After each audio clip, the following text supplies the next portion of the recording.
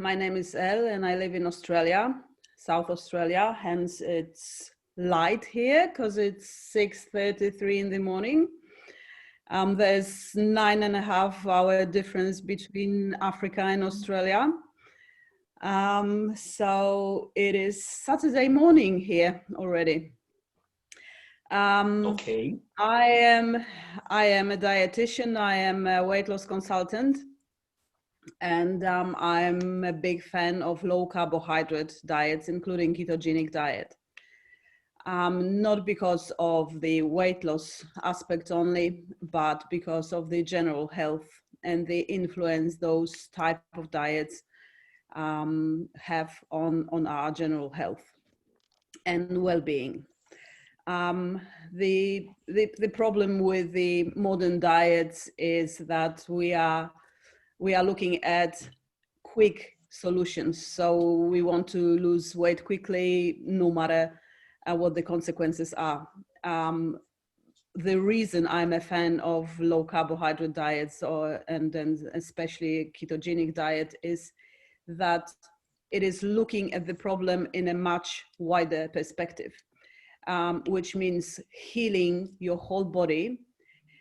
Instead of just losing weight quickly, just for the reason of losing weight, like a lot of people have a motivation that is imminent. So they want to lose weight before a big something in their life, whatever it is. So it could be a wedding, it could be a big party or whatever.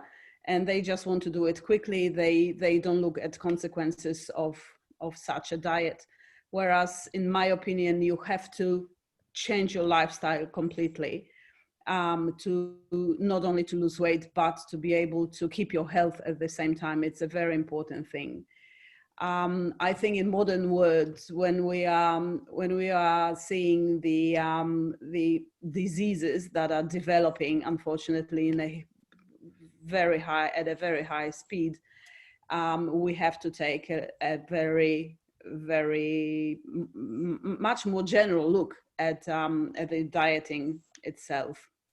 So that's my approach. I want to convince people to change their life, and I want to convince them to stop eating sugar in general and processed foods, because it is possible. A lot of people think it's not possible. They can't imagine living without sugar, but it is absolutely possible, and without the feeling of being deprived all their lives.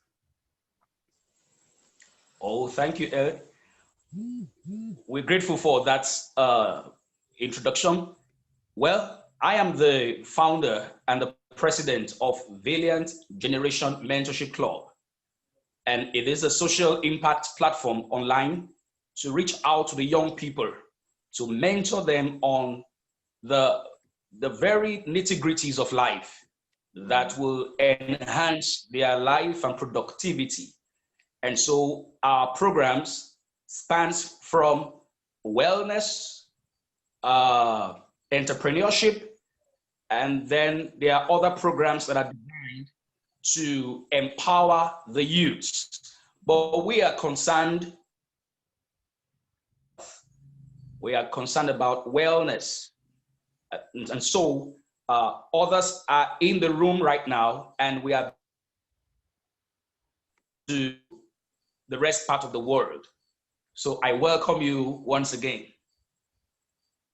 Thank you. Yeah. So can we begin? Can we start with your presentation?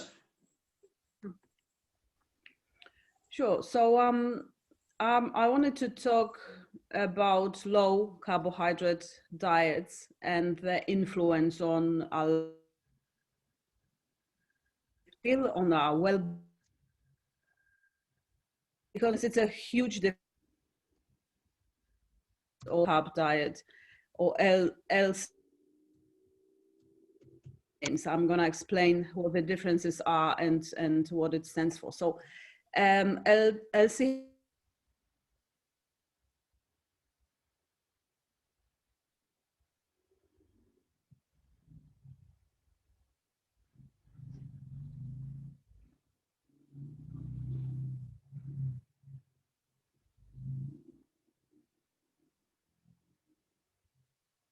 60s that fat is bad for you. Yep. Fat, it is partially true. It depends. The problem is that people think fat is bad because they still other things like sugar, for example, and flour. So when you think fat, some people think bacon, others think something healthy, like, for example, olives. Others think birthday cake because it's fat as well. You know, the creams are made with butter, but at the same time, the rest of the cake is made of sugar, lots of sugar, and plain flour. So this combination is really bad for you. It's bad for your arteries. It's bad for your heart. It's bad for your brain. The thing is to be able to look at the diet as a way of living, and be able to not only to understand what the real problem in our diet is, what the real problem in our health, and all the issues coming from the way of eating, what the real problems are, instead of thinking, you know, fat is bad, sugar is bad, this is bad. It all depends on amounts that we are eating and the proportions we are eating it in. And as I said, it is possible to stop eating sugar, even though a lot of people can't imagine that, because they think, how come sugar is everywhere? And that's the problem, I think, of the modern world, because in the processed foods, everything contains sugar. I don't know about Africa and how much processed foods you've got, but America, Australia, Europe is horrible in that respect. So you can find sugar everywhere, even if you are not expecting that, because traditionally it didn't occur in those items. So for example, in Australia, it's a difficult thing to buy mayonnaise that is sugar-free, which for me was a big shock when I found out that they are adding sugar to mayonnaise. It is absolutely unnecessary thing. And this way we are buying things in shops and we are eating them thinking that we are eating something else, whereas in fact we are still adding sugar to everything that we eat daily without even realizing. So in addition to all the processed foods that we are eating, and they are the quickest way of killing the hunger. So you can imagine when you are very busy, you leave home in the morning and then you don't eat your breakfast. And then after a few hours, you are very hungry. What are you going to buy? It's probably not something healthy that you have to prepare. It's something that you can grab quickly at the supermarket, and 90% of the cases, it will contain sugar, it will contain white flour. So these are the culprits in the health issues, because they both, and especially the combination of them both, lead to inflammation. So basically inflammation is the biggest problem that we have in our modern society with our health. Inflammation is the reason that all the diseases start in our bodies. So we are unaware, we can live for years with the inflammation in different parts of our bodies without even realizing, because unfortunately it doesn't give us immediate symptoms. So when you cut your finger, it hurts, you know something's wrong, and you act on it. When you've got inflammation in your body, you can be unaware of that for years. And then what's happening, it's becoming worse and worse and worse, to the point it starts hurting, or some other symptoms come with it. So inflammation is the basis for every disease, basically. And as I said, it's the big problem because it's hidden, and it could be hidden for years. So if we are eating sugar, if we are eating processed foods without realizing, we are putting our body in a permanent inflamed state. Okay. And as I said before, we realize it can be really a very long period of time. And when we wake up, it could be too late for some people in many cases, practically. So as you know, with cancer, for example, people live with cancer for years without realizing, because it doesn't hurt, because it doesn't bleed, because it doesn't show on the face or on the body, on the skin, for years. And then when we see the symptoms, it is very often too late. So this is what ketogenic diet or low carbohydrate diet in general helps us to deal with. When you eliminate sugar, when you eliminate flour, and generally everything that is high in carbohydrates, we are not giving our body the huge amount of glucose, and those levels go stable in our bodies. We are not giving our bodies the chance to get inflamed and to develop diseases. So ketogenic diet, it's quite a strict diet. It sounds much more complicated and much more restricted than it really is. I mean, it does involve cooking. It does involve preparing foods at home instead of buying crappy foods like fast foods and things like that, and processed foods at the supermarket. So it does require a bit of work, especially at the beginning, a bit of learning, because they are complicated processes that happen in our bodies.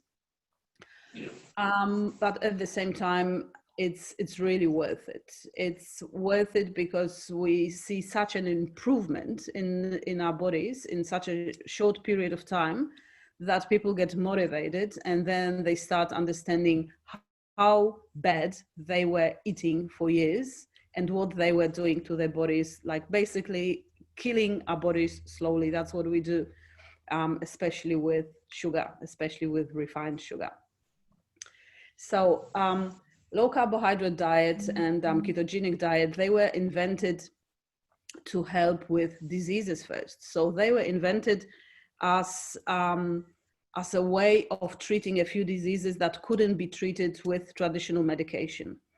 Ketogenic diet was invented many years ago, more than 100 years ago. It's not a new thing. It's not a new craze in the world that everybody goes on a ketogenic diet because it's in fashion and it lets you lose weight quickly.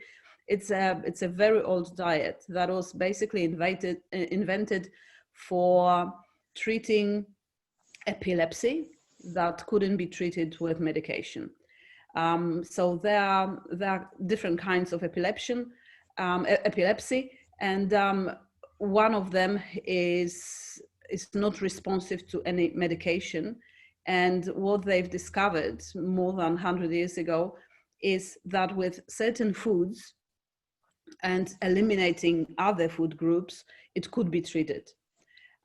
So this is how the ketogenic diet was invented, how it started with epilepsy patients, especially young patients. They had the best results with a young group patients, so children and youth. And they've discovered at the same time that the kids were losing weight. So without anything else, any other changes in their diets, only cutting the sugar off and replacing the sugar with a lot of fats, the kids or the patients started losing weight quite quickly, and they were in a much better physical and mental state at the same time. So they didn't need as much sleep as before. They were waking up, they were sleeping better and waking up energized. So these are the first symptoms of ketosis. So when we stop eating sugar, first of all, that's the first thing, and we stop eating all the other foods that are made with usually with white flour. I don't know that, I mean, I know that in Africa, other flours are more popular maybe than in Europe, for example, or in Australia. In Australia, basically everything is made with white flour, which is the worst kind of flour because it is cleaned, so to say. It is everything that is really healthy in the flour is being removed. So we want it white, we want it fluffy, and basically having nothing good in it anymore. That's the biggest problem with the modern world. We're taking products that are healthy itself, and we make them unhealthy because of some stupid reason, for the color, or so the cake looks nicer when it's made. You know, it is really stupid when we think about it, what people do to food items, to products that are rich in nutrients. We are depriving them of the nutrients because of the looks. And this is basically it, because it's more fluffy, it's white, and a sponge cake looks nicer when it's white rather than bit darkish in color. So what we basically do, we are eating products that are more and more processed, that are less nutrition in them, because we are just taking everything that is nutritional off the product. And this is the biggest problem in the modern cuisine. You know, we are more focused on the looks of a dish rather than nutritional value of a meal, whatever we are cooking, because we have to take a photo, we have to put it on Instagram, we have to cut the cake in half, and it has to be perfectly white. So this is absolutely a crazy thing that makes me mad, that people are doing that without realizing that we are harming ourselves that way. And instead of, with the development of technology and everything else, with the knowledge should come with that. Whereas what we do, we go backwards, you know, and instead of thinking how to use the technology, how to use all the knowledge in the world to make everything better, including our diets, including our health through the diet better, we're making it worse for some stupid reasons, for a nicer photo on Instagram.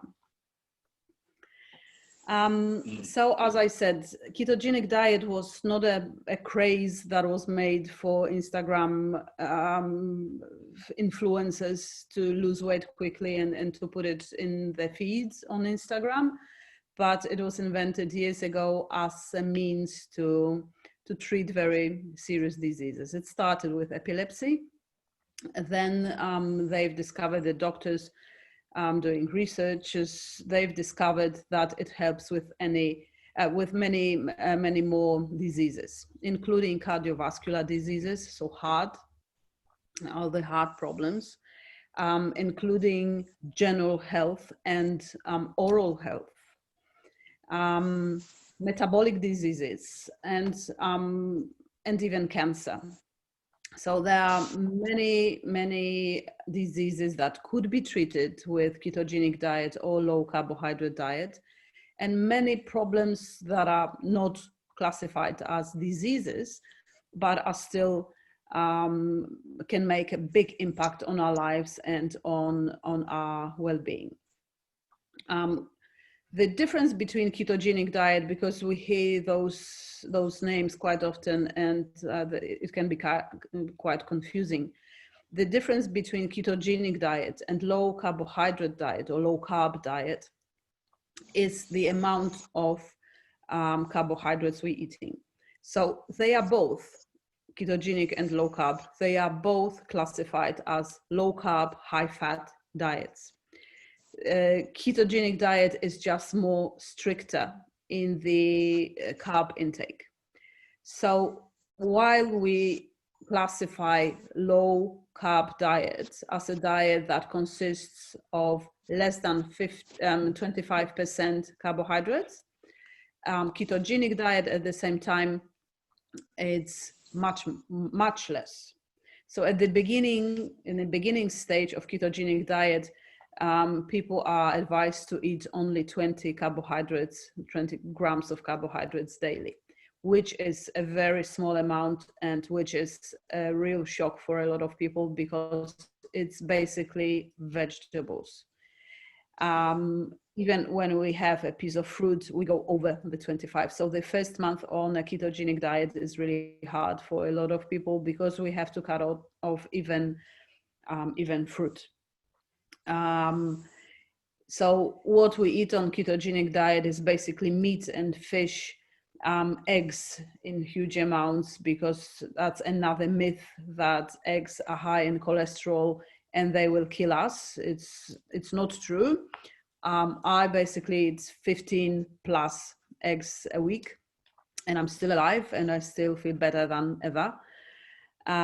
Eggs are very important on that diet. We eat quite a lot of vegetables, which is another myth that people think that that we don't eat vegetables on the diet.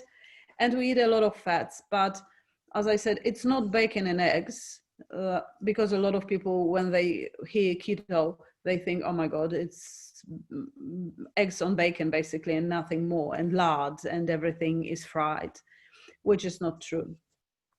So we still eat a lot of vegetables, a little amount of fruits, and good fat. So it's avocado, it's the fat is also in the meats, in the eggs, in the cheeses. So it's not like we are drinking oil straight from a glass.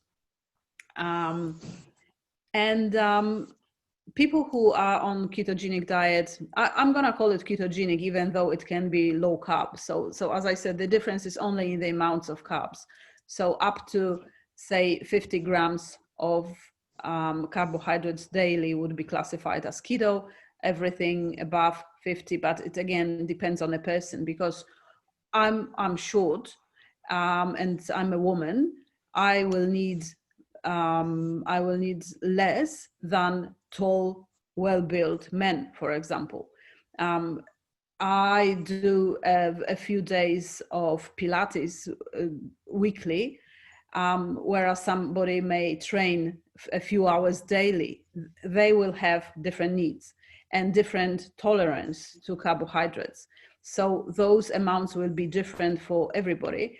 So some people, even eating up to 100 grams of carbohydrates daily, they will still stay in ketosis. But this is like general, the numbers, so that we are sure that we are staying in ketosis. Under 50 grams would be ketogenic, more than 50, up to 100, up to 150 for some people will be still low carbohydrate diet. So as I said, it's getting popularity lately, both of these diets, both of these feeding models, because they are not only a way of losing weight, they are a way of life. They are lifestyle changes. Because with all of that comes, sorry, my dog just came and jumped on the couch. With all those changes in your diet come changes in your lifestyle, because you sleep better, so you get up earlier. You get up earlier and you are full of energy, as opposed to your normal traditional diet where we were eating carbs and we always feel sluggish. We're always lacking energy. We always get up, even after 8 hours of sleep, we get up tired and we don't feel like doing anything because we always lack energy. So the more carbohydrates we eat, that's the paradox. The more of them we eat, the worse we feel because of that inflammation in our body. So we don't know what's really going on, but a lot of people say, oh, I'm always tired. I don't know what I'm doing wrong. I sleep 8 hours a night and I get up and I'm tired again. So after a week, let's say the weekend comes, they are so tired that they can't do anything basically because of that diet they are on.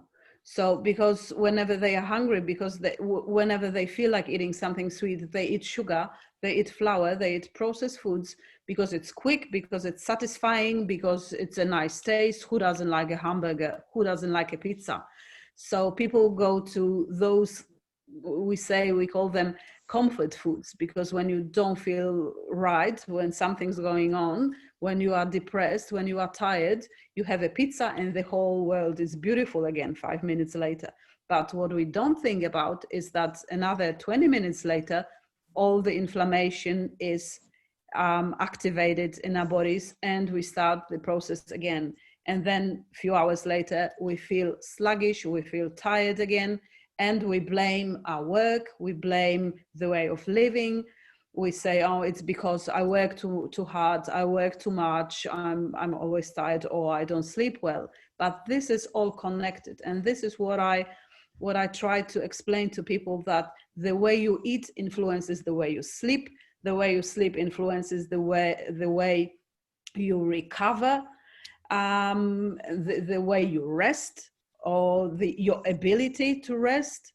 Because if you are eating wrong things, you are unable to rest, because your body has to focus on everything that is happening in your body, inside of you, the metabolism that is much harder, instead of regenerating, for example. This is why with time we feel more sluggish, more tired, and more depressed. It is all interconnected.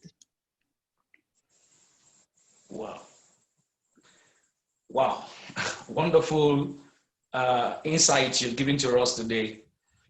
But something surprising that you said, that you take 50 eggs a week. 15, 1-5. Okay, 15. Yeah. Okay.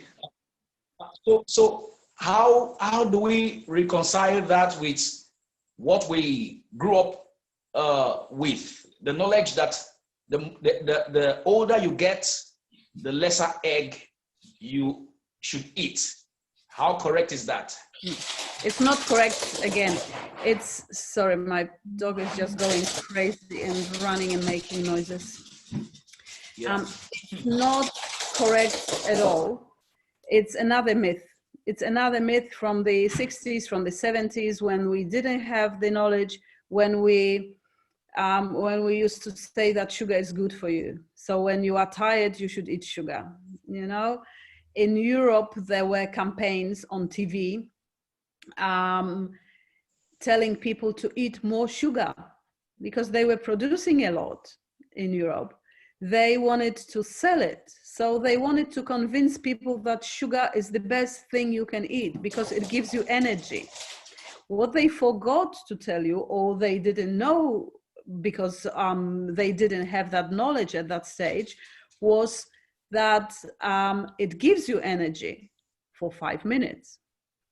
And what's happening, you are eating sugar, your blood sugar levels go very high, and then 5-10 minutes later drop dramatically. And this is when you want more.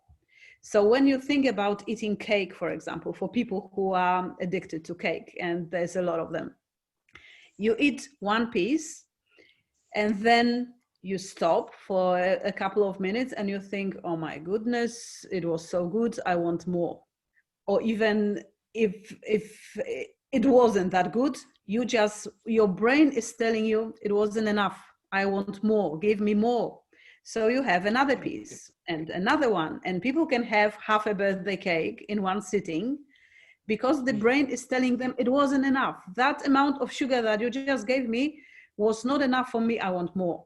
And then you reach for another piece and another piece. That's the chain reaction that's happening with sugar.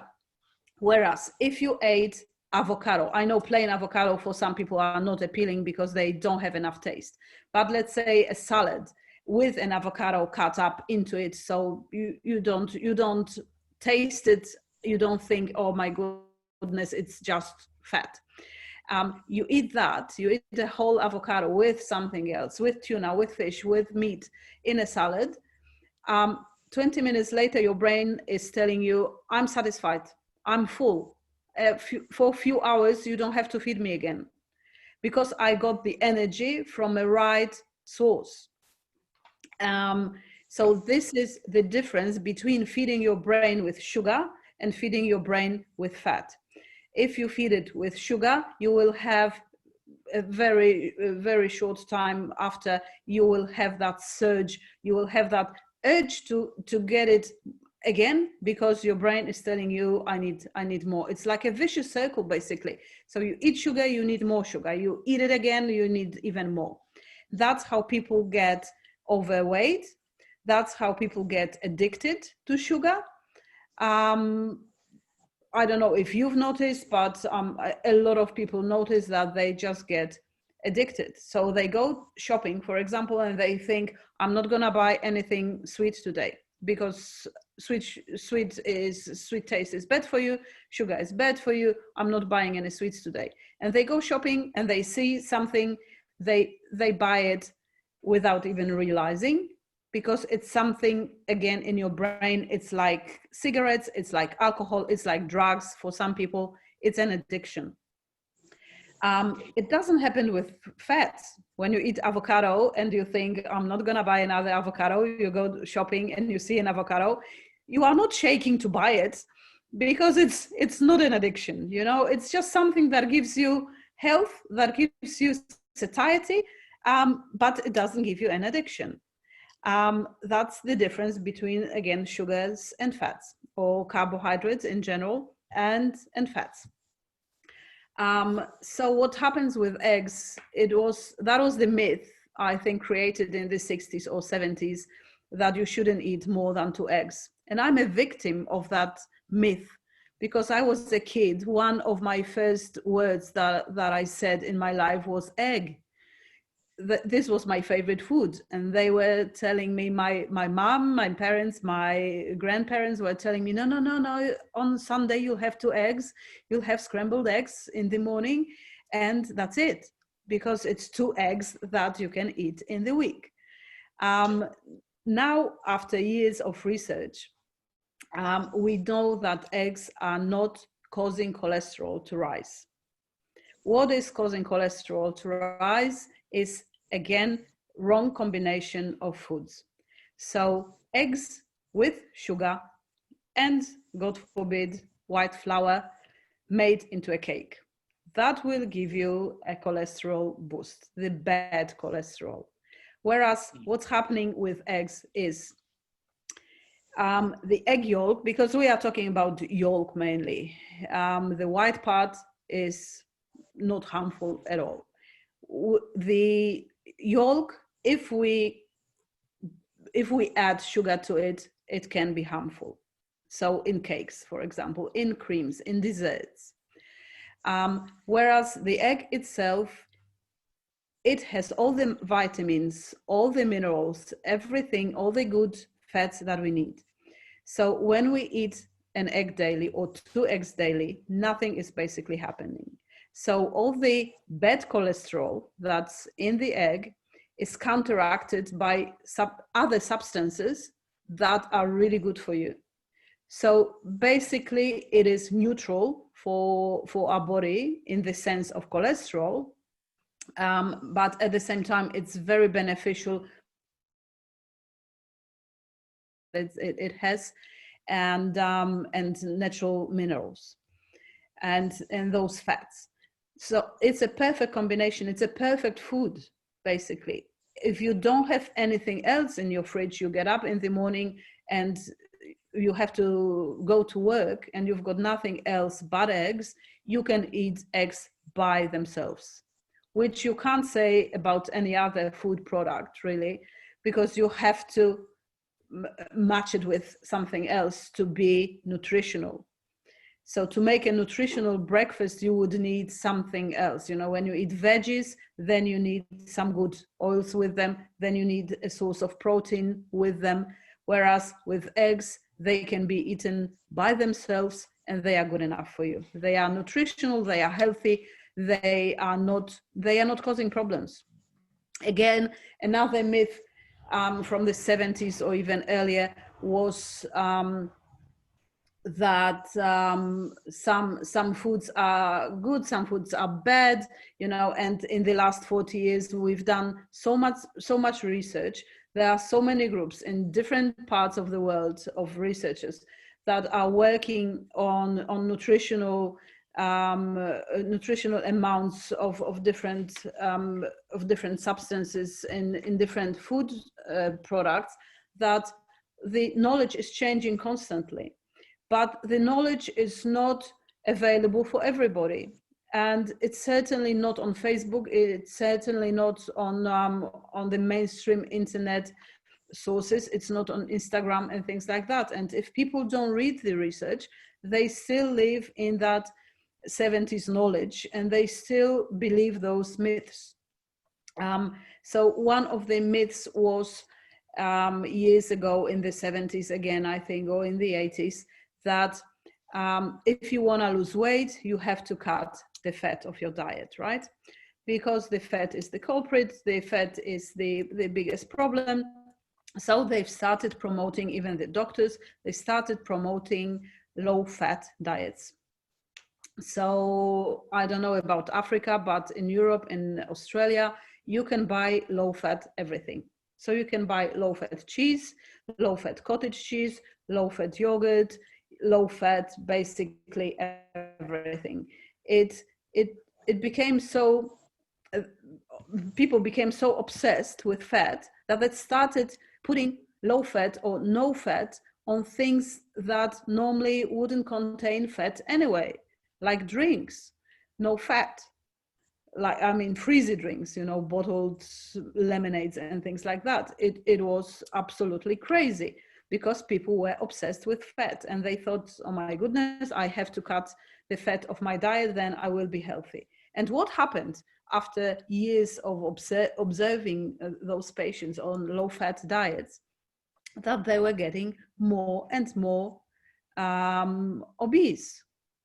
So they were eating the low-fat products, and still that's the general tendency. I'm not talking about one group of volunteers in one research. That's the general fact, that we as a generation, when we started eating less fats, we started getting fatter. All the people in America, if you look at the America's population, if you look at Australia's population, Australia is the second country in the world after the United States with the second highest obesity rates.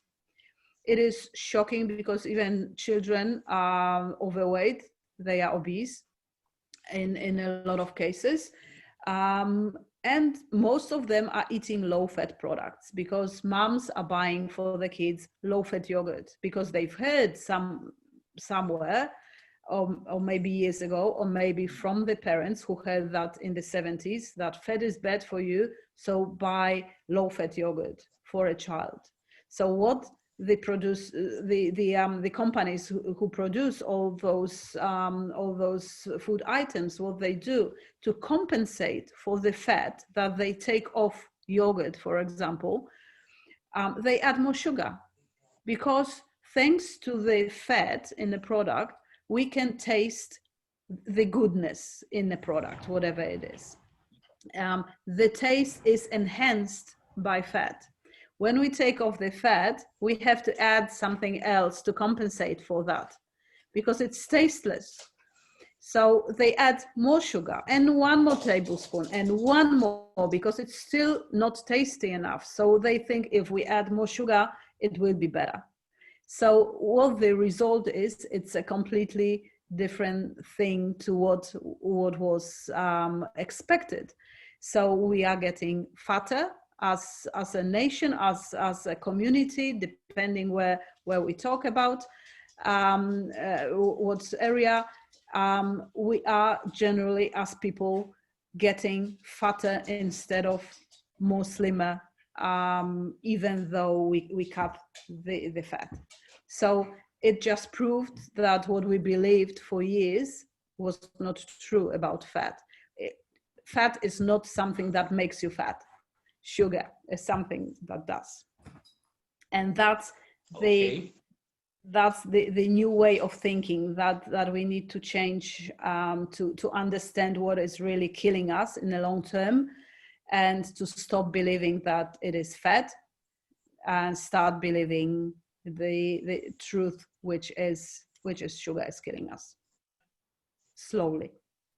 Okay. You mentioned on the list of ketogenic foods, and you began by saying that meat is ketogenic.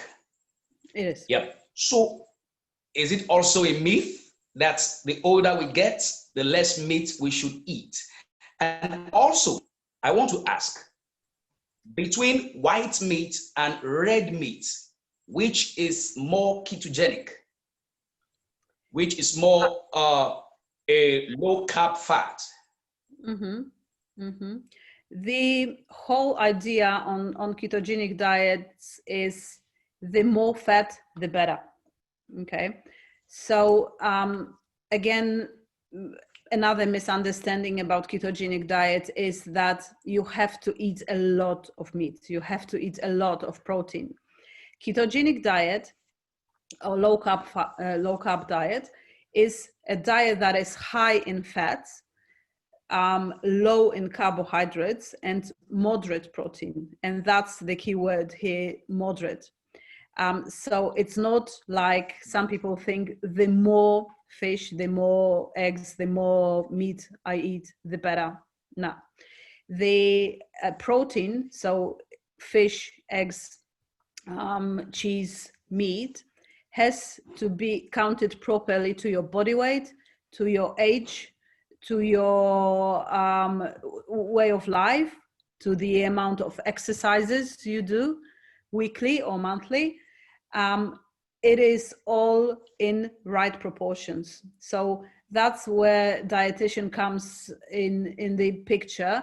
When we need some help of a dietitian, it has to be counted properly. So you can't have a half a kilo steak because you are on a keto diet. It doesn't matter what kind of meat. It doesn't matter what kind of fish. As long as we remember that the fatter versions are better because they are lower in protein and lower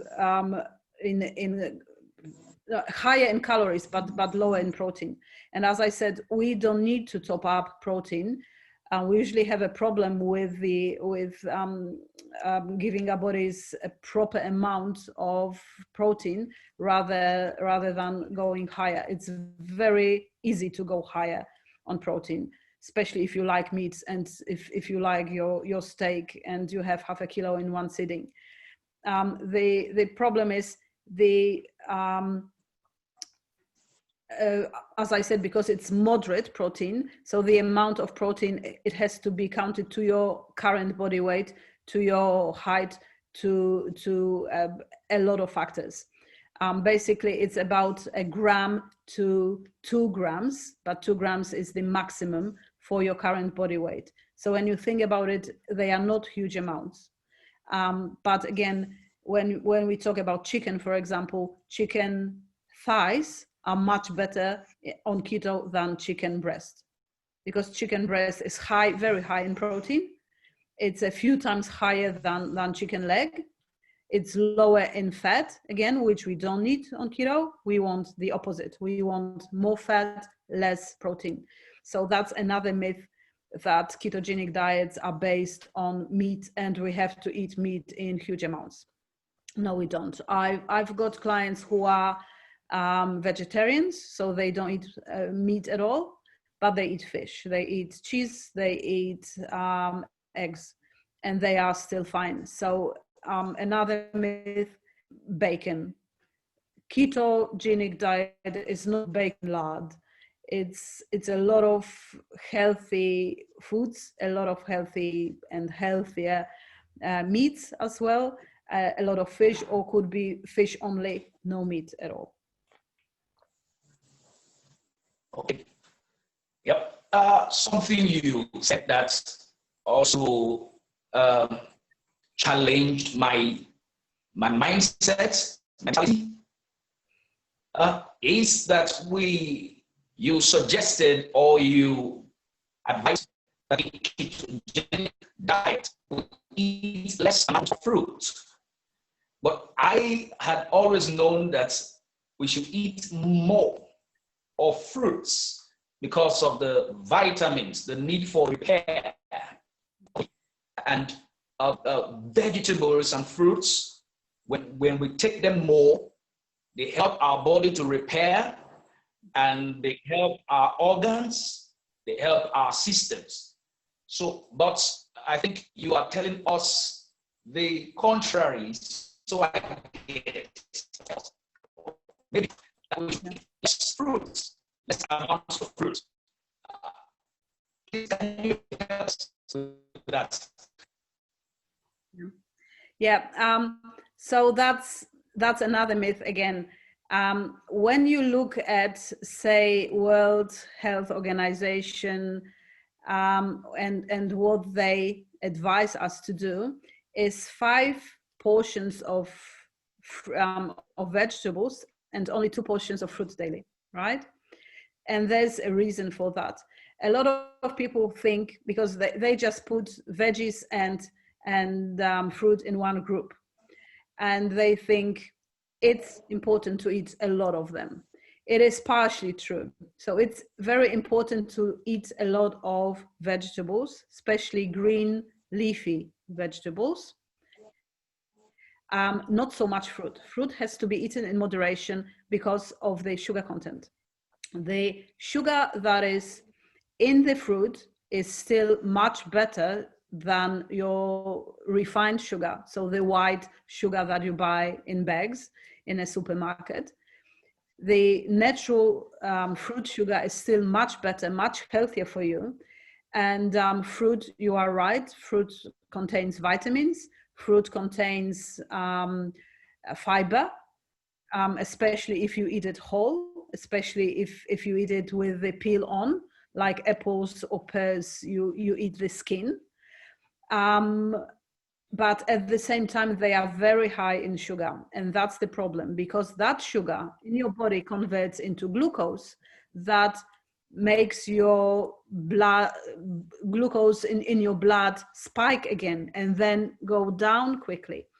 So if you eat a lot of and especially sweet fruits like dates, like bananas, it almost acts like if you've eaten a bar of chocolate, because of that sugar content. So again, even though that sugar is much better for you, you have to be aware that it has to be eaten in moderation. It doesn't apply to vegetables, basically, especially green vegetables, leafy vegetables. So cabbage, leafy greens in general. So different kinds of lettuce, different kinds of cabbage. You can eat a lot of it. It has much more fiber, much less sugar. So in comparison, when we compare fruit and vegetables, vegetables are much better in that respect and can be eaten basically without limitation. You have to be mindful of the sugar in the fruit. So on ketogenic diet, we still eat some fruit. What I meant that we cut it a lot at the beginning stage. So the first month of ketogenic diet is called an adaptation period. So we are basically giving our bodies time to adapt from one fuel, which was carbohydrate, that is in huge amounts in a traditional diet, to adapt to another fuel, which is fat. Okay, so this is the period, the hard first period, the first month, when we switch the fuel for our body. Okay, we switch from one fuel to another. Then we cut carbs quite drastically. Then after that first period of time, we add more carbs to our diet, but of course not in a form of sugar and chocolate and stuff like that, but we can add more fruit. But generally on ketogenic diet, what we suggest is eating a lot of berries rather than other fruit. So a banana or dates, for example, are out of the picture anyway, because they are too high in sugar, too high in carbohydrates anyway. But other fruit, you can even have a mandarin, I don't know, orange, pear, apple, whatever you like, when you top up your carbs after the first month. But still, as I said, it's still in moderation. It's still much lesser amounts than vegetables. Vegetables are more safer and much more healthier. I was trying to do that because before I started studying nutrition, I was on every diet you can imagine. I was trying everything and nothing helped. And I've tried a lot of fruit as well, a lot of veggies, a lot of fruit. So what World Health Organization suggests: eat a lot of fruit, eat a lot of vegetables. And I was doing that. And I was under my normal caloric intake, but still eating quite a lot of fruit. And I was still gaining weight instead of losing it. That's the sugar. That's huge amounts of sugar, which is hidden, because you eat it, you don't feel it's sweet. It's not like eating cake. So you think, I'm doing something right here, because I'm vitamins, I'm getting water, they are full of water usually. So it's really good for your body. But in fact, you have to remember that it has to be eaten in moderation. All right, thank you. One question I would like to ask here is, what alternatives can you suggest for people like me that like liquid foods, and that is why I take carbonated drinks, but in moderation. But if we are going to follow strictly the rules of ketogenic science, take less of carbonated drinks. So what alternatives, like coffee, like herbal tea, so are they also ketogenic foods for people like me who like liquid foods? I like liquid foods. Yeah, we all do. So yeah, so I think I do more. All right. So what alternatives? Because I am thinking that coffee does not naturally fit into ketogenic foods. So here's where you're wrong again. Here's where you're wrong again. Coffee is absolutely keto. And what I don't drink it because I don't like coffee, and I never did. I never started drinking coffee in my life, and I was never dependent on it for my energy. So I'm not addicted to coffee. But I've got a client right now who was drinking 10 coffees a day. I've done a diet for her, and she's not drinking any coffee at the moment at all. The withdrawal symptoms were shocking. She had a headache for 10 or 11 days in a row after stopping drinking coffee. This is how addictive it is. It's like a drug, basically. It's probably worse than some of the drugs, or worse than nicotine. She was so addicted, she had no idea. And then in those first 10 or 11 days, when she had headaches every day, they were subsiding. They were better with every day coming. But the first 4 or 5 days were shocking. She couldn't function properly. This is what the caffeine does to you, in excessive amounts, of course. But saying that, a lot of people are drinking coffee on ketogenic diet. It doesn't do any harm to your body if it's drunk in moderation again. So it's the same as with fruit, in moderation. So people drink 2 coffees daily, usually in the morning and in the afternoon, and they drink it with cream, fat cream. So it's 36, 35, depending on a country. In Australia, it's in Europe, it's usually 30, in the other way around, 36. In Europe, it's usually 35% of fat. So it's a really fat cream. The fatter it is, the less carbohydrates it has. So instead of milk, we're adding cream to it. And some of them drink something that's an extreme thing for me, and I don't think I would be able to drink it. It's called a bulletproof coffee.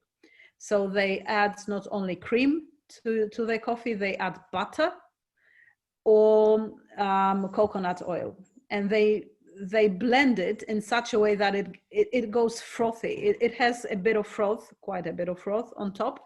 It's like cappuccino type of coffee. So again, you can't tell it's very oily, it's very fatty, but it has a lot of fat. So for them, it's kind of a meal. They drink such a coffee and they are energized for another few hours because it's the fat that gives them energy. So coffee is absolutely allowed on ketogenic diet. All teas, I'm just drinking tea right now. It's black tea because I like black tea, but they can be herbal teas or even fruit teas. A lot of water. So even if you like carbonated, it can be carbonated water with a slice of lemon, with a few leaves of fresh mint, for example. So water, teas, coffee, and that's basically it. We don't recommend fizzy drinks, absolutely, and especially those fizzy drinks that are sweetened with artificial sweeteners like aspartame. People again think I'm on a diet, I don't eat sugar, but I still need my sugary drinks. And this is what I do too, unfortunately. That was my only addiction, was Coke, Pepsi or Coca-Cola. I love that taste. I know it's the worst thing that I can put in my body, not only because of the caffeine, but maybe again, because I don't drink coffee, I need that caffeine sometimes. So that's my addiction, but I'm fighting it. So I try not to drink it at all. If I do Pepsi Max, but very rarely. I try to avoid it because I know it's really bad for you. It's the chemicals, it's the acid that's in the drink, which is even more dangerous than sugar. So that mixture of the acid, of all the chemicals and the chemical sweetness, that's really bad for you. So I'm telling people to avoid it, even though they are calorie free. So they won't impact your ketosis, they won't impact your weight loss, they will impact your health, and that's the problem. I have that different approach to keto. I'm telling people to understand it's a life change. It's good for your health. You need to improve your health, not only lose weight, but improve your health in general, your eating. Okay. Now, somebody asked a question, that is Abigail. She's with us live, and she's asking if low carb foods are also beneficial for children or to children, because we think from this side that children should eat more high carbohydrate food. So does ketogenic diets also benefit children, regardless of the age, but as much as they are children? Absolutely. They are very beneficial because, first of all, what sugar does, as I said, it spikes up your insulin and then it goes quickly down. And then you are hungry, very hungry again, to the point you are shaking very often. So you eat more sugar and then it drops again. And that's the pattern that we are having daily. It's up, high, up, high, up, high. So you are very hungry, or you full and you don't feel well because you bloated and your stomach is full and you feel heavy. Whereas when you cut out sugar. And when you go into you go on a ketogenic diet or a low carb diet with kids, I usually don't recommend ketogenic diet because it's for adults basically, or children with epilepsy. So if a child is a healthy child, I don't recommend ketogenic, I recommend low carb. So what happens on low carb? Because you're eating the fat and it keeps you satisfied, that glucose level is like that all day, right? Instead of going that way, which is always better. So the kids are not hungry, and the most important thing, when you don't give them sugar, they are not hyper. So, you know, I call it running on the wall. So when kids have too much sugar, like if you can observe, when you give kids too much sugar, they are hyperactive. They don't know what to do with the energy. They run like crazy, they jump, they can't sit still. Whereas when you don't give them that much sugar, or you don't give them sugar at all, or you give them sugar only in natural forms, which is fruit instead of sweets, they are much more calm and collected. They don't have that excess energy to burn. They don't get hyperactive. So it's an absolutely a brilliant idea to cut up sugar. I wish I knew it when my daughter was young. Unfortunately, I didn't have that knowledge back then. I would do things differently, and I would definitely not give her sugar, even though she wasn't a hyperactive kid, but the sugar led to many other problems. So what we do with ketogenic diet or with a low carbohydrate diet is also treating kids with autism. What I've done, I used to work with children in care.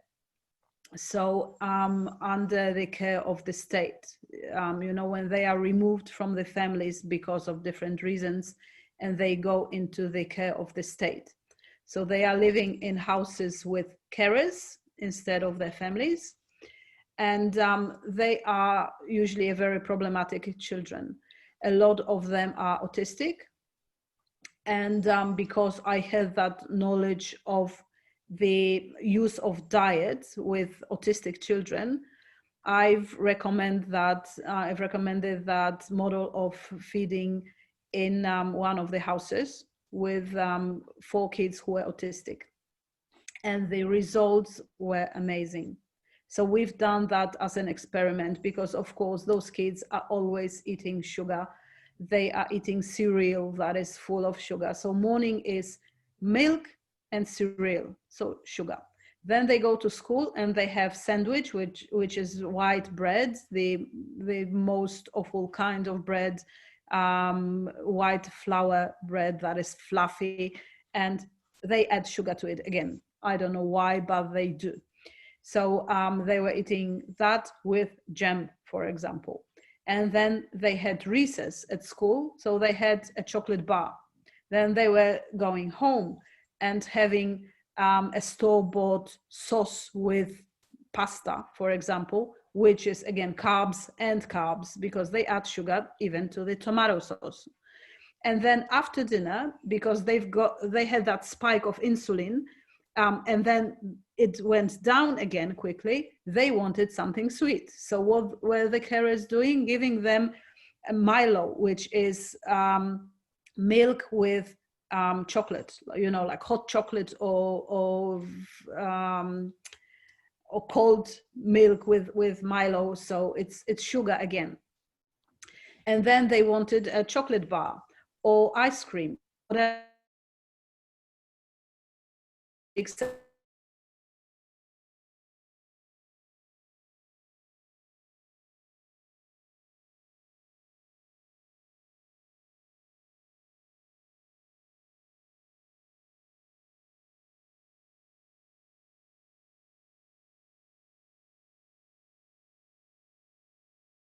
Giving them chocolate milk, again, what they were having before, but with the proper cocoa powder and stevia instead of sugar. They had no idea it wasn't sugar. All they cared for was it was sweet. right? So they were having that instead. Instead of ice cream in the evening, they were having fruit and cheese, like, cheddar cheese, for example. Instead of cereal in the morning, that was very easy for the carers, because you put the box on the table and they help themselves. The carers were making them scrambled eggs or boiled eggs with mayonnaise, with bacon. They were over the moon because they loved the new way of eating, without realizing they are not getting sugar anymore. And the changes in their behavior was amazing. So they became suddenly calm and collected and not destructive. They were not fighting anymore between themselves. They were sleeping better. They were behaving better. And that this is the changes I'm talking about in 2-3 months time. It's not a long time observations. It was a very short time when we could see huge improvement. So low carbohydrate diets are absolutely amazing for children, not only autistic children, but because it is used in autistic children, it just proves how good it is for the kids, for their behavior, for their well-being, for their sleeping patterns. Okay. Okay. All right. There are other questions that are going to be on the screen now. There are questions that our friend Obi is going to put on the screen now. Obi, can we see the questions on the screen? Can we have the questions on the screen? A few minutes. A few minutes.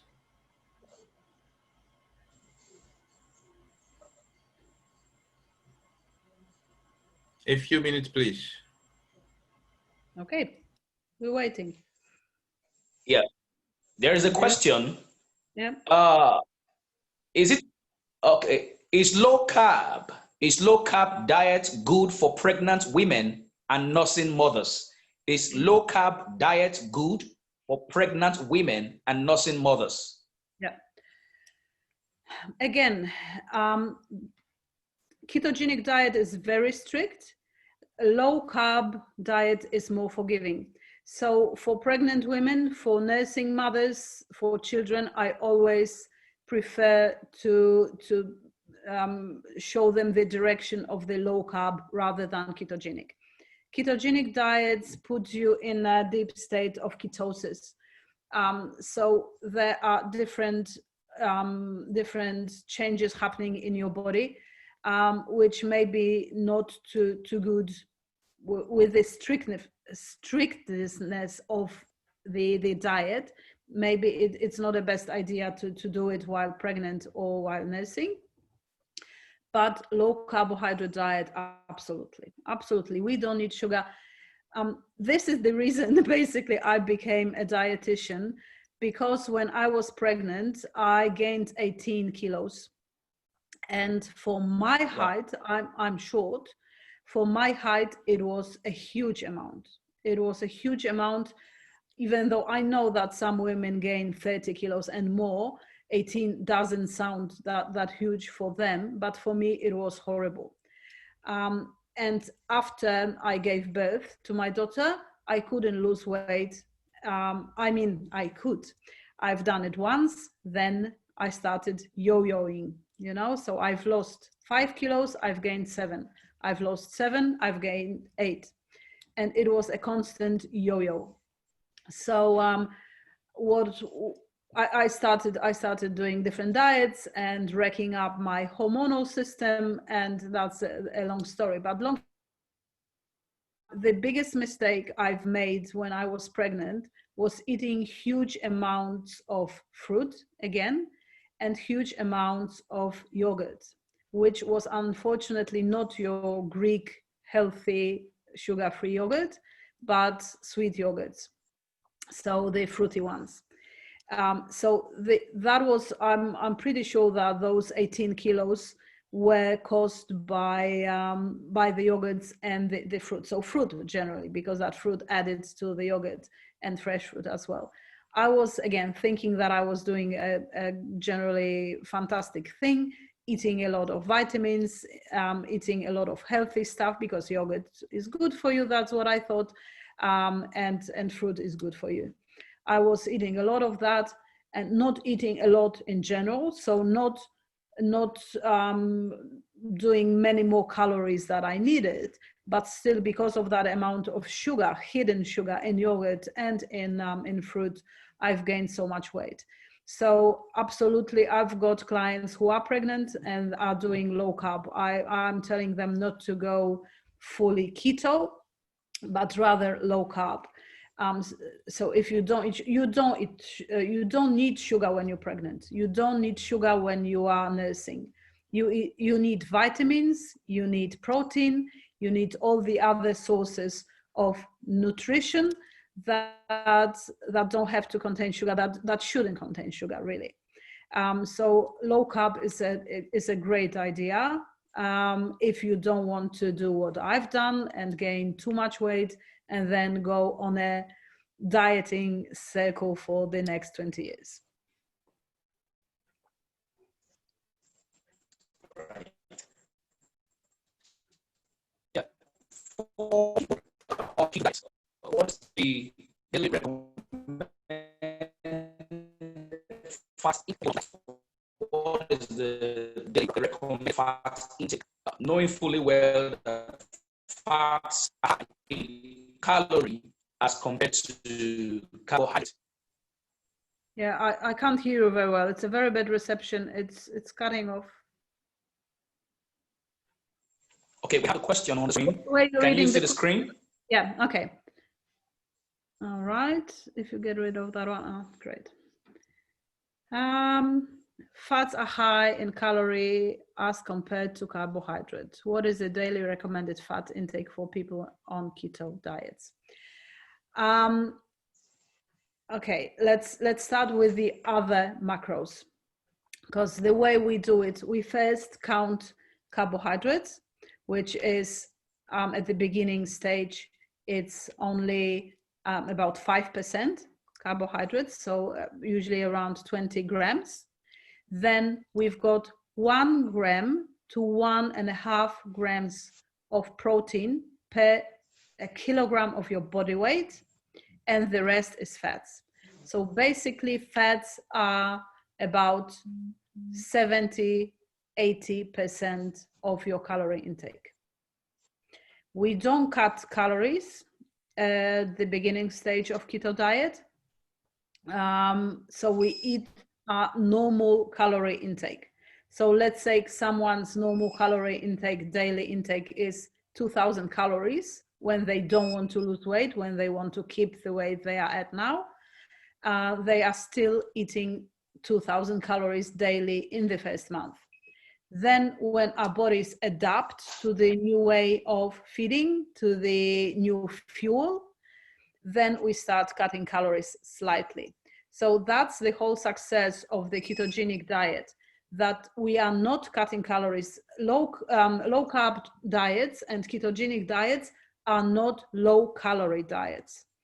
And here where the success comes from. We are never hungry. We don't have cravings like on other diets.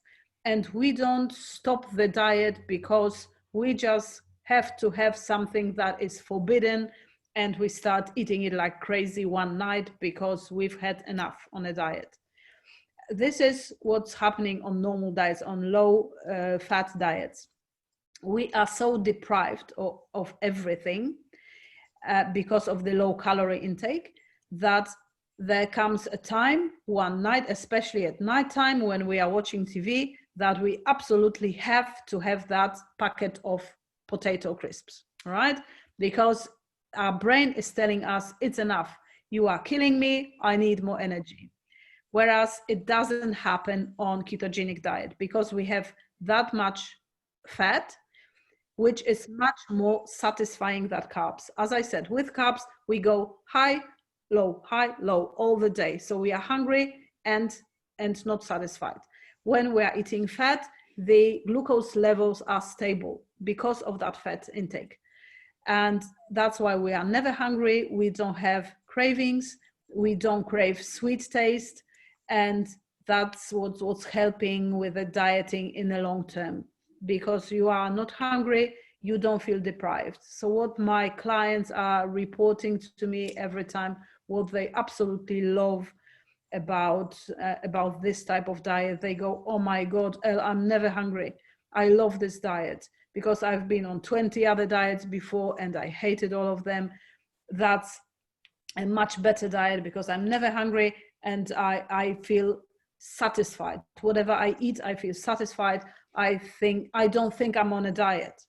It's such a good food that I don't let my brain to think you're on a diet and you're gonna need something else. I don't need anything else. It's a perfect diet. The best thing about ketosis is that you are getting that euphoric state. You know, you start doing the changes, and in a few days when you get into ketosis, you are euphoric. You are so full of energy. And I love it with my clients when they come to visit me, or when we do a Zoom meeting or whatever, or when they send me messages. They are so euphoric. They are, oh my God, I love this diet. It's amazing. I'm going to be on that till the end of my life.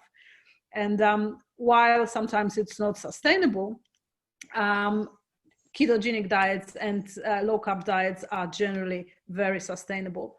So you can do it for years. What I do, I'm not in ketosis anymore, but I add some carbs, especially in summertime. So when we have natural fruits, I eat more fruits. In December, January, we've got plenty of strawberries and cherries, watermelons, things like that. So I'm not going to deprive myself of those fruits. Again, it's not the amounts that I was eating before. It's not like half a watermelon in one sitting, but it's enough to keep me satisfied with that sweet taste and a bit of natural fruit sugars. So what we do, we call it a seasonal diet. So in wintertime, we go keto. In summertime, we go more low carb. So a bit more carbs, all right, in fruit, of course, in veggies, not in sugar and chocolate bars, but in something healthy. So it's still healthy, it's still low carbohydrate, but it's not a deep medical ketosis. I have the next question on the screen.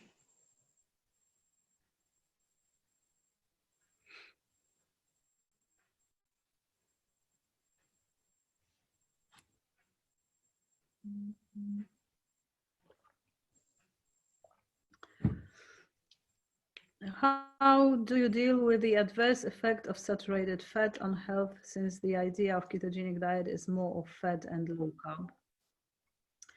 We balance saturated fats with non-saturated fats. That's the whole idea. So we can't have, like a lot of people think, again, we can't have bacon and eggs in the morning, then steak fried in lard, and then again eggs and cheddar cheese and mayonnaise in the evening, all right? Because that would be unhealthy. That would be too much saturated fats. Saturated fats are not bad in general to your health if, again, you don't combine it with flour and sugar. But they can be eaten in excess when the keto diet is not done properly. So what we do instead, we balance those fats, animal fats, with good fish fats, with fish oil, with olive oil, olives, avocado, nuts, nut oils, and things like that. Okay, so we always have to make sure that the diet is composed properly. So a bit of saturated fats and bits of unsaturated fats.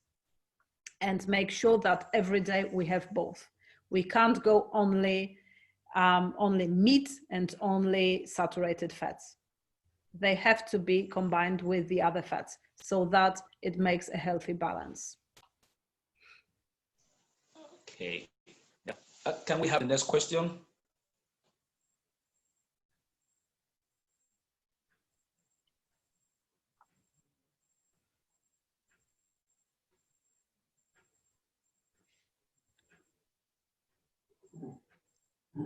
How effective is slimming tea? Is it recommended to reduce fat?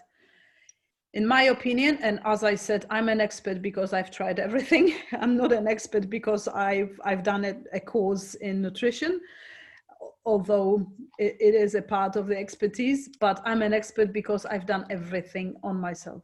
I've tried everything, every diet in the sun, stupid diets in the past as well. Very stupid things I've done to try to lose my 18 kilos of excess fat after pregnancy. So slimming tea, in my opinion, is another gimmick. It can be helpful when you do a proper diet, when you have 1 cup daily, but what it does, basically, it gives you diarrhea.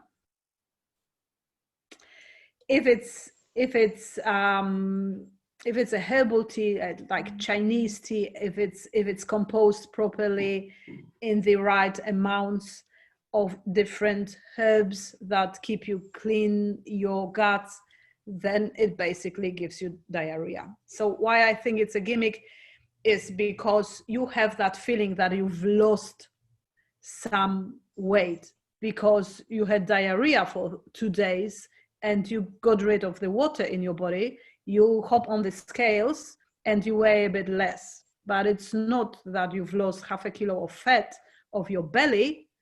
It's because you had diarrhea.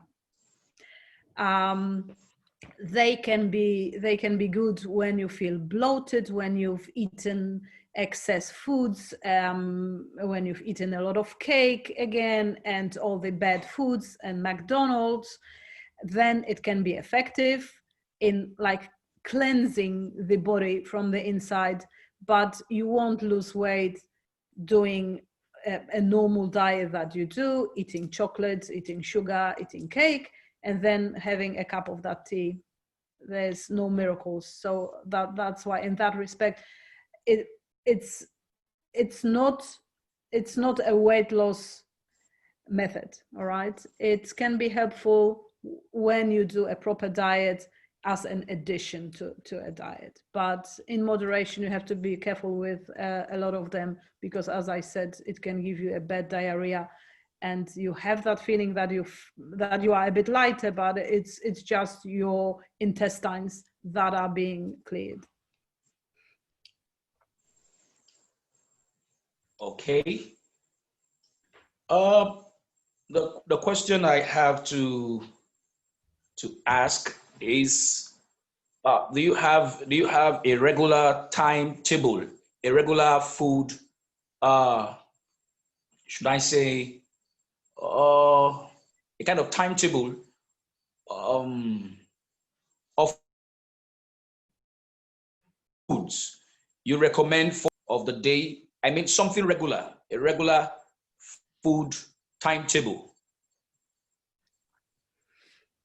I'm not sure if I know what you mean. Like the foods that we eat all the time and they repeat, the meals that are repeated, or Exactly.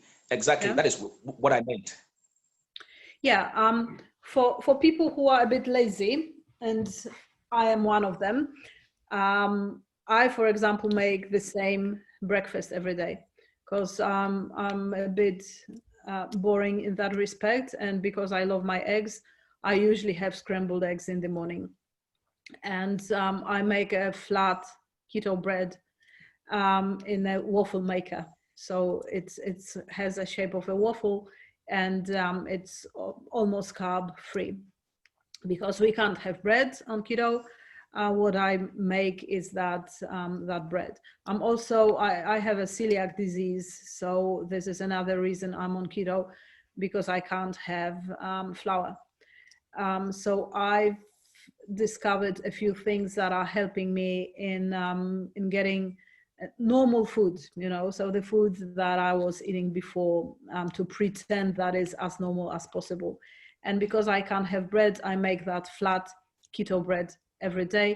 It takes a minute of my time in the morning, and it's something that makes my life much easier because I know what I'm getting for breakfast. It's never a question of, you know, going into a kitchen, opening the fridge and thinking, what am I going to have for breakfast? It's a no-brainer. Eggs. Every day is eggs. Fortunately, my husband is the same. He loves eggs, so we don't have a problem with that. This is my staple breakfast, and that gives me energy for at least 6-7 hours. That's another beauty thing about keto, that you don't eat every 3 hours like on other diets, because you eat low calories, you are always hungry, so you have to eat every 3 hours. On keto, you can eat every 6-8 hours, and you're never hungry. So that's another beauty thing. If you have a proper breakfast, I always recommend have a breakfast. There are different schools, different ideas about the dieting, and people think, I'm going to start eating about noon because I'm not hungry in the morning. People are not hungry in the morning because they eat too late in the evening. And that's the reason. If you switch that, if you start getting up earlier, like I did today, to talk to Africa, what is it, 9.5 hours earlier.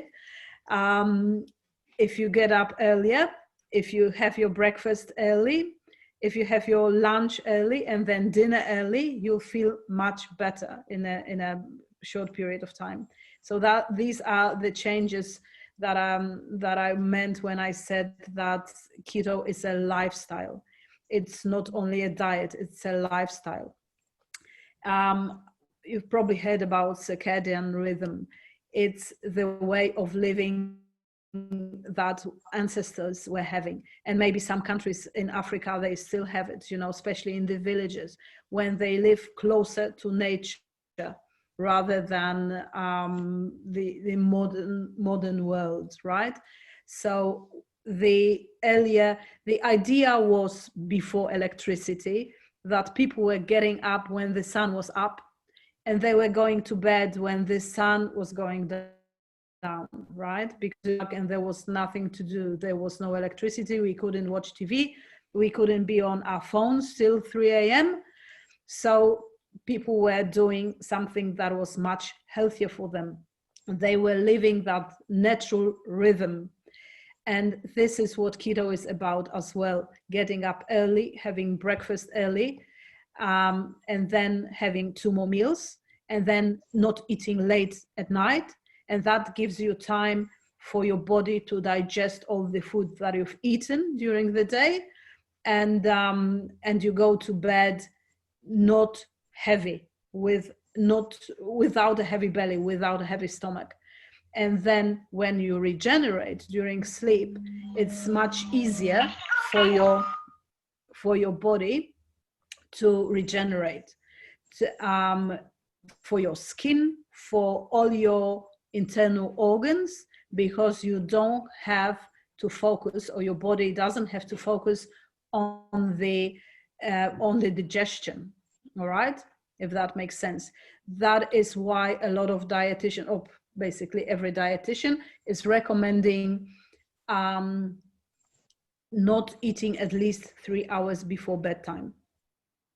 So I strongly recommend having breakfast in 1 hour from getting up, and not having anything to eat at least 3 hours before bedtime. Don't skip breakfast. Don't believe that, another myth, that you don't have to have breakfast because you're not hungry in the morning. It's not a good idea. It's always a good idea to have a breakfast. Then you are satisfied. Your body is satisfied with all the nutrients for many hours when you are the most active, when you go to work and you have to be active.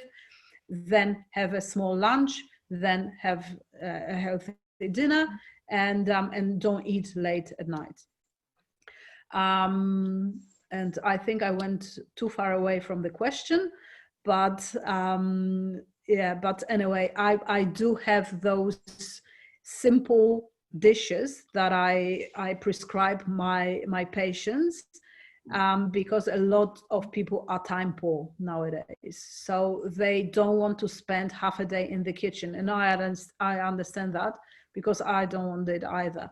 I don't want to be making complicated dishes and thinking, oh, this diet is exhausting because I have to spend all my life or half my life in the kitchen. So they are really easy dishes. So I'm having scrambled eggs or soft-boiled eggs in the morning, and then a piece of meat and salad at lunch, and a piece of fish, for example, and veggies at night. It's all with healthy fats again, so it's all well balanced, but it's not complicated. When I feel like it, on Saturdays when I've got time, I bake a cake, a keto cake, of course, no sugar, no flour, and you wouldn't realize there's no sugar in it or there's no flour in it. I make desserts, I make some more complicated dishes, I make pizza, keto pizza, of course. I make different more complicated dishes on those days, but normally it's very easy, very simple: eggs, meat, fish, veggies, that's it. Oh, thank you, thank you, thank you. I'll project the next question. Okay.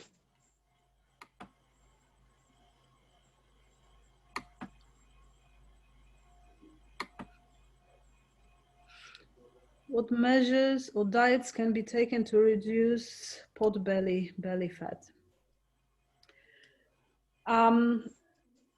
So again, keto is an amazing thing in that respect, because you first start losing the belly fat. The belly fat is the most dangerous fat for our bodies, because it covers internal organs. So a lot of it is not visible to us. While we can see the fat on our face, we can see the fat on our legs, on our arms, the belly fat, half of it is visible because we've got that protruding belly, but half of it is not visible because it's sitting on our internal organs. And this is the fat that is most dangerous for us, for the organs.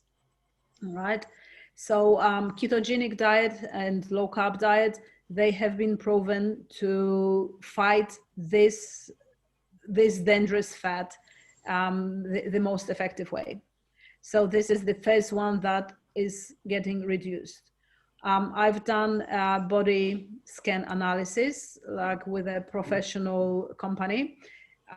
When I started doing Pilates, it was included in their challenge.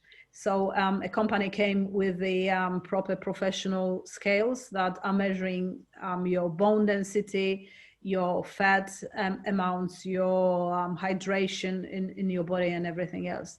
And I was very surprised to see that my internal organ fats are very, very low. And I'm pretty sure it's because of the ketogenic diet. So a lot of people are above the limit. They don't even look very fat. The belly is not very protruding, but it is sitting on the internal organs, as I said, and we don't see it that much. On some people, it's when they are really obese, it's obvious because you can see the huge belly. But on some people, it's not obvious. And they were very surprised with the results of the scan, that they were so high in that internal body fat, that belly fat. Whereas I'm low, it's because of the ketogenic diet. It's when it gets reduced the most. So absolutely, keto is an amazing measure. Right, thank you. Two more. Okay. Okay, two more questions. Yes.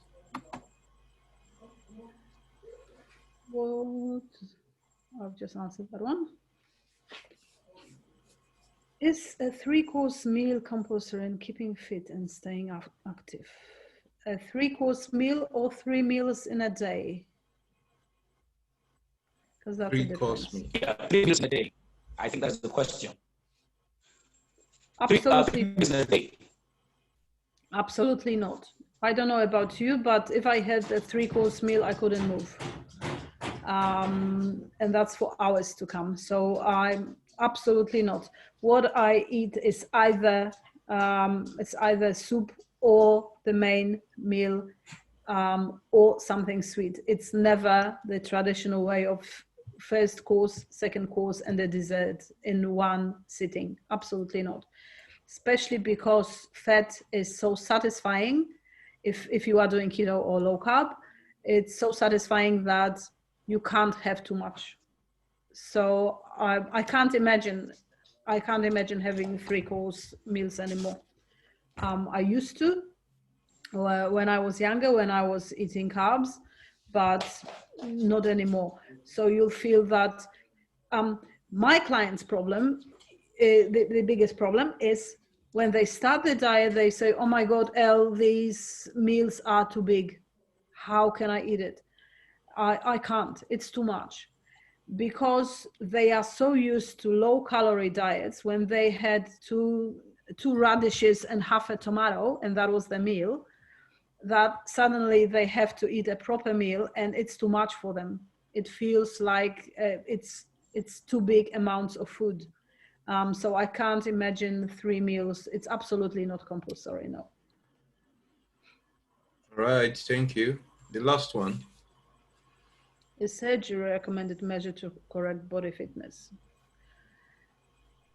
Surgery, what kind of surgery? Stomach reducing surgery?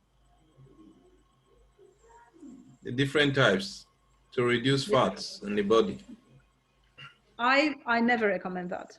I never recommend that unless you are extremely obese and it's life-threatening. But with all the patients that I've met that they had their stomach reduced, it's always a problem.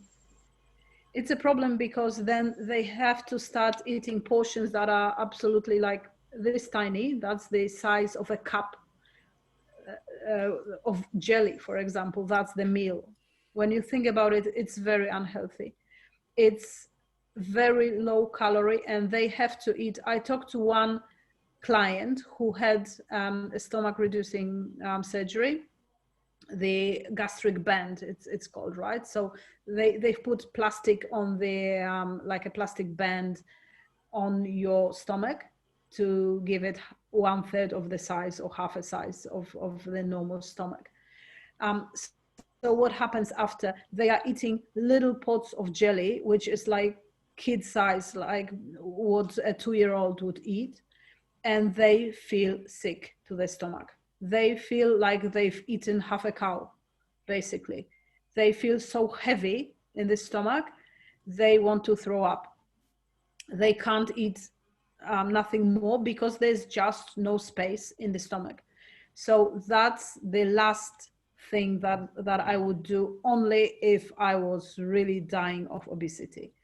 I wouldn't do it. There are much easier ways to correct it, like ketogenic diet. When you think about it, do you still want to eat 2 eggs in the morning and bacon and a flatbread and some veggies, and then have another proper meal, have a steak, have chicken with salad, and then have a soup or even keto pizza, which is amazing in taste, and again you don't feel deprived, that you don't go to a pizza place anymore, or you can have a keto hamburger and things like that.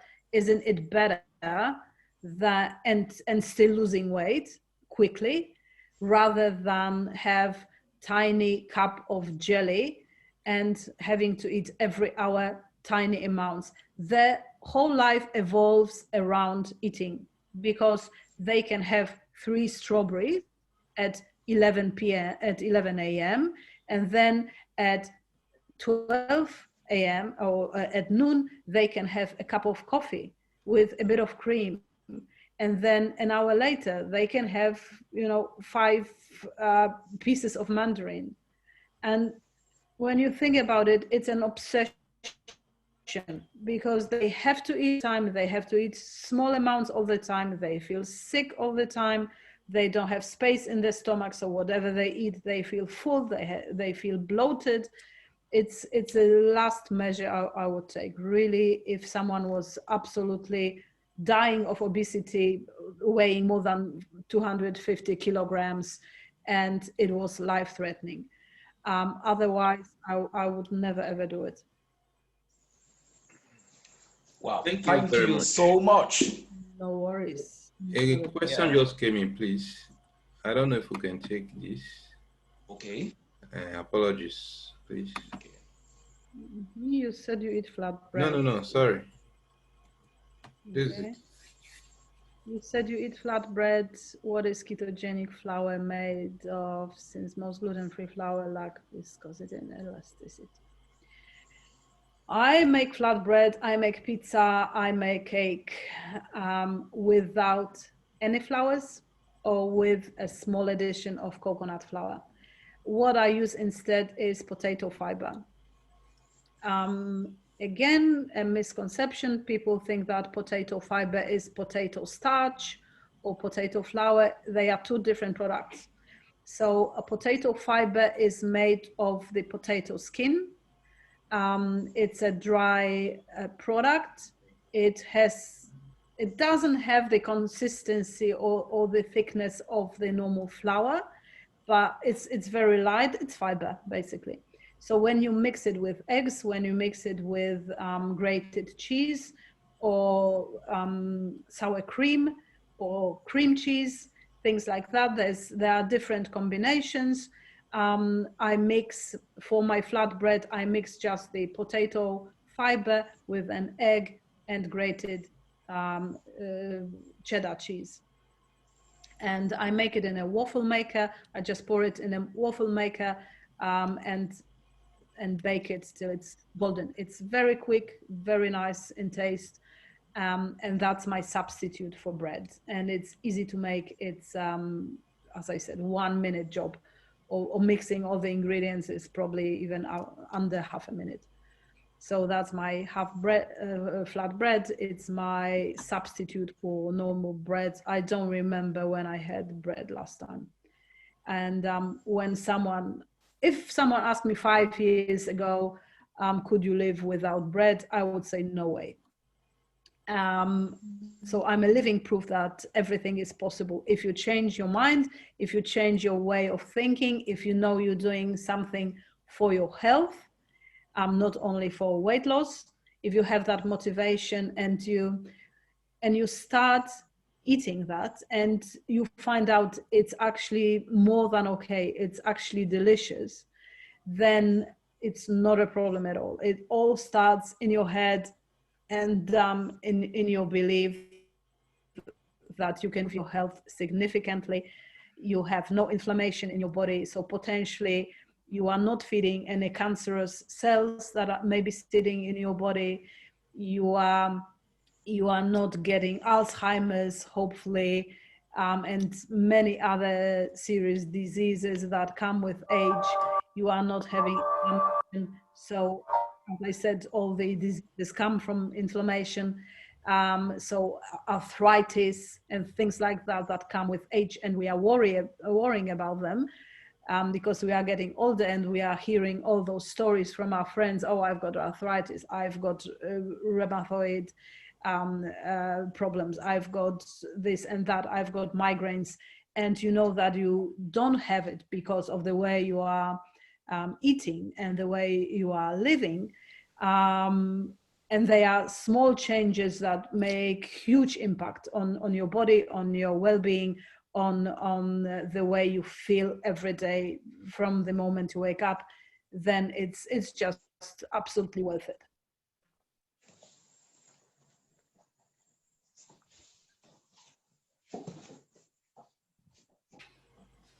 All right. Yeah. Do we have more questions? Thank you very much for the presentation. I think we are done with the questions available. Okay. All right. Yeah. Thank you very much. Thank you. Thank you for It's having me. quite, yeah, it's a pleasure. It's an honor to have you in Valiant Generation Mentorship Club. The educative session that we've taken today will go a long way to help us to adjust our lifestyle and our eating habits. Personally, I have learned a lot, and I believe that our friends and viewers have also learned a lot. Can we know your social media handles that we can learn more apart from this session? Yeah, Sure. the social media. Okay. I've got a group on Facebook that is called Keto for Health. I might send you the links maybe after the session, so you can join the group. I put pieces of information there in smaller, easier to digest portions, so that you can read. It's a controversial topic, as I said, because for many years we believed in the opposite, and now someone's telling us that exactly everything is different. It's the opposite what we've believed for years. You know, like what we are doing is basically reverting, you know, the pyramid, the health, the food pyramid. We are reverting the pyramid. So we had the most part of the diet was carbohydrates, and the fats were up high, so the littlest amount. Whereas we put it the other way around. So fats are here. A lot of it is fat. Then the carbs are here, and that's why it's controversial, because it's a completely reversed pyramid.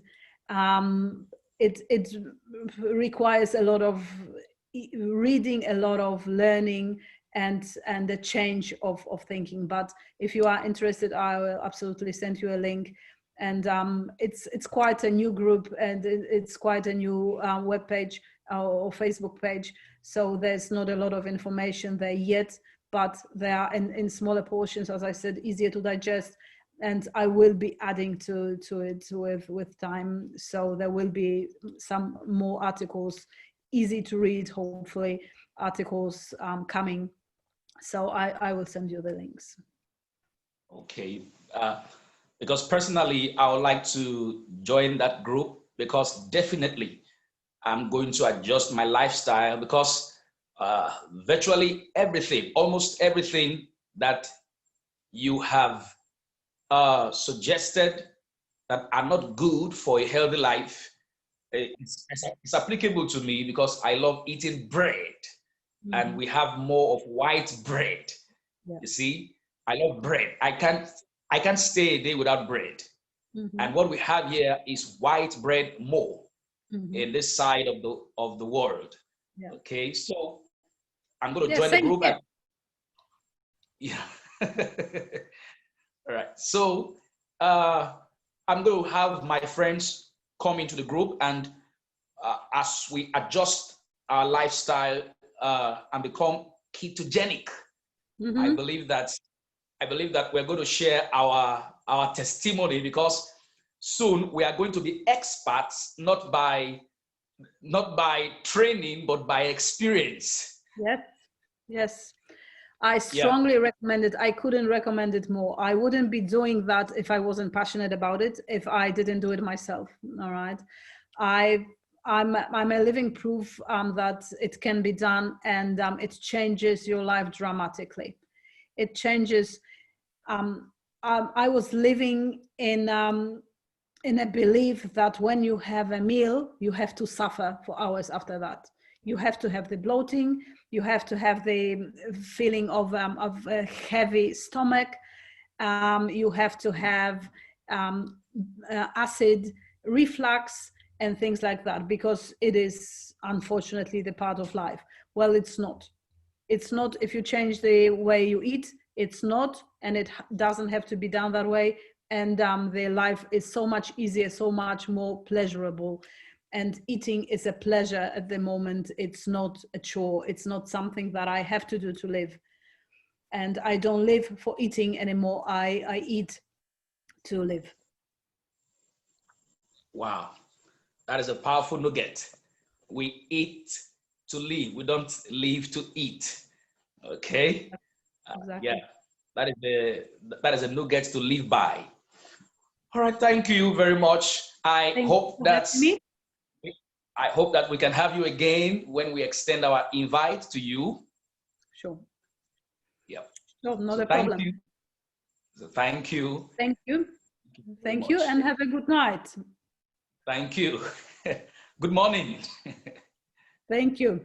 Right. I'll send you the links. I'll send you there are recipes, there are photos, so maybe that will convince a few people, and even one person convinced and changing their life. It's a lot of happiness for me, that that feeling that I've converted someone and their life will be better and healthier. Yeah.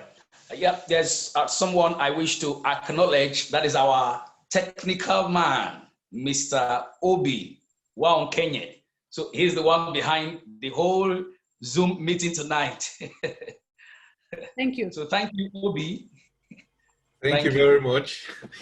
All right. Thank you very much. Viewers and friends, we thank you for being with us today. We've learned a lot, and you can check us on Facebook or YouTube, Valiant Generation, and then we can send you the link with which you can access our special guest today and learn more about ketogenic science.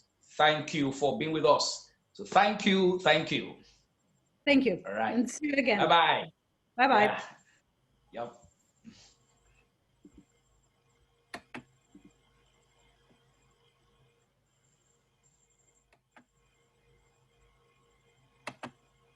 All right. Thank you, Braobi. Thank you. All right. Yeah.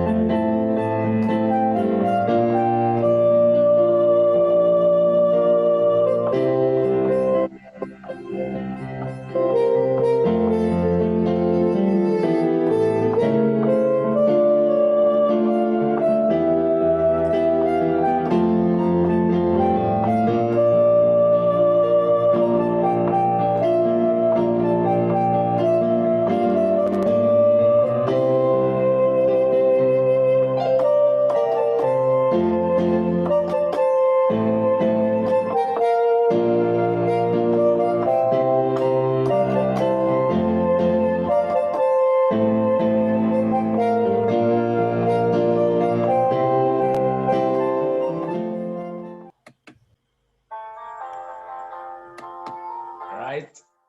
Thank you. Good night.